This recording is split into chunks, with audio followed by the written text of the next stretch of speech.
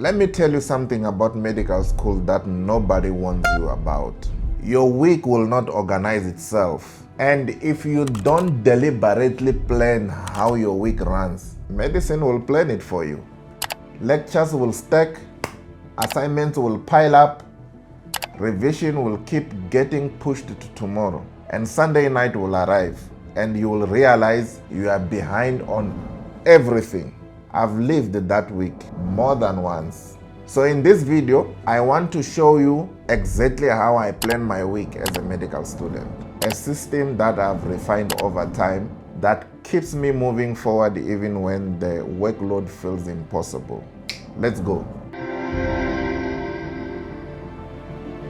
3 core steps: anchors, study blocks, mental space, and the philosophy behind why this system actually works. Let me paint a picture of what an unplanned week in medical school actually feels like. Monday morning, you arrive at lectures without reviewing Friday's content, right? Then on Tuesday, a new assignment appears that you weren't expecting, or maybe a quiz. On Wednesday, you spend 3 hours trying to decide what to study, and you end up studying nothing. Thursday, you are exhausted and already behind. By Friday, you tell yourself that you will catch up over the weekend. And then the weekend passes. Monday arrives again. Sounds familiar? Medical school is intense. Lectures, reading, assignments, lab practicals, exams, and if you move through the week without a proper structure, you constantly feel like you are behind, even when you are working hard. Because working hard without a direction is just an expensive energy with no return. Early in my journey, I realized something important. Motivation cannot organize your week. Emotion cannot manage your responsibilities. Only structure can do that, because motivation is unpredictable. Some days it's there, some days it completely disappears. But a system doesn't depend on how you feel. A system just runs.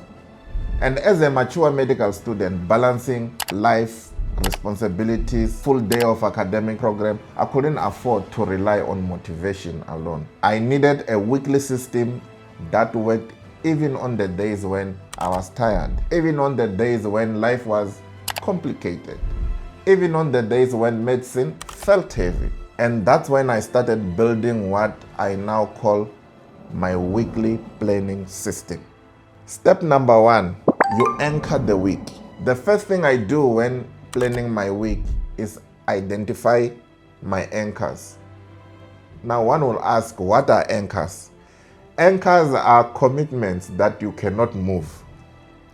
That will be like your lectures, the hospital sessions like the dissections, the lab practicals or classes, and any scheduled academic obligation.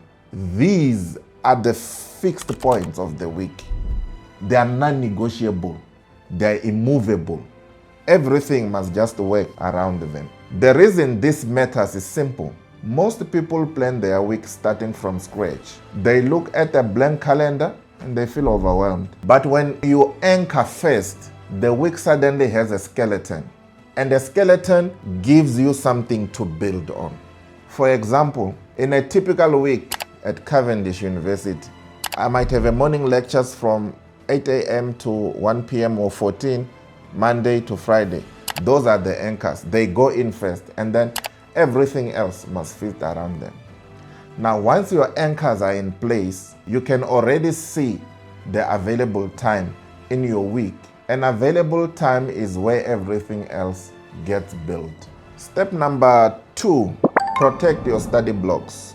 Once the anchors are in place, I schedule intentional study blocks into the remaining time. Not random studying, not opening a textbook and hoping something will stick. No.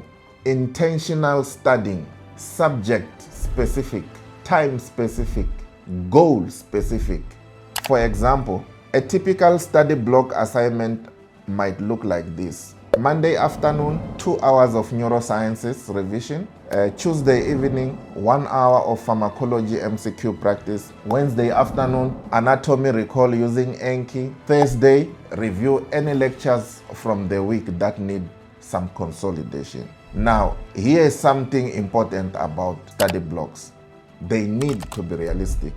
If you are exhausted after 6 hours of lectures, scheduling a 4-hour study block immediately, that's not the plan. That's wishful thinking. Be honest about your energy levels. A focused 90-minute study block is worth more than 4 hours of distracted half studying. One rule I follow strictly: study blocks are protected time. They don't move unless something genuinely urgently forces them to. Because the moment you start casually shifting study blocks, they stop existing. Step number 3, protect your mental space. This one surprises most people because when I say planning your week, most medical students assume I mean every hour of studying. That is the safest way to burn out very quickly. Medicine can consume every single hour of your life if you allow it. And if you never deliberately protect recovery time, eventually your mind will demand it anyway, usually at the worst possible moment. So I intentionally schedule mental space into every week. Time away from medicine, time for spirituality, for family, for stillness, for activities that remind you that you are a human first and a medical student second. That is not laziness. This is strategy. Because a rested mind learns faster, retains more, and performs better. The student who tries to study every hour often perform worse than students who study smarter and rest deliberately. Now, here's something important I need to say. Even the best plan will change. Unexpected lectures do appear. Assignments get moved around. Life happens.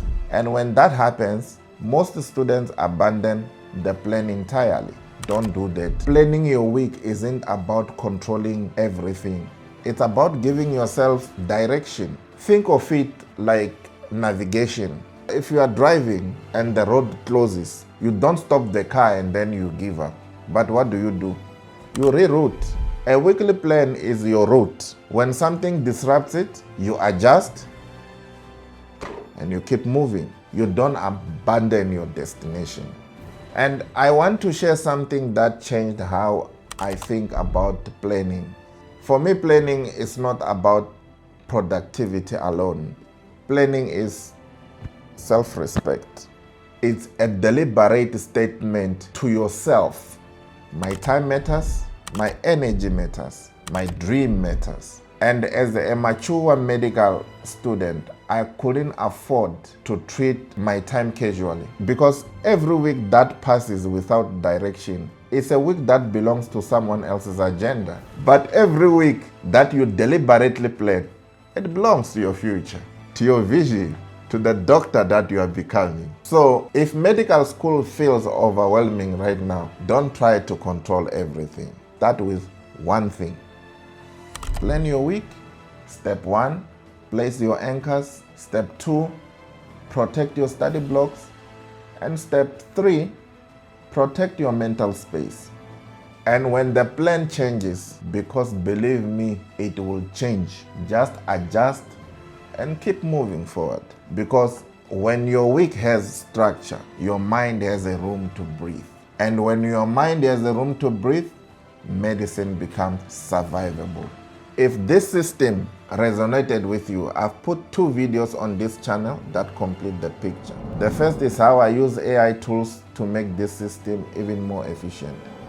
The second one is what I do when motivation disappears and the system feels hard to follow. Both are linked in the description above. Watch them together and you have a complete study framework. And if you found this video useful, subscribe.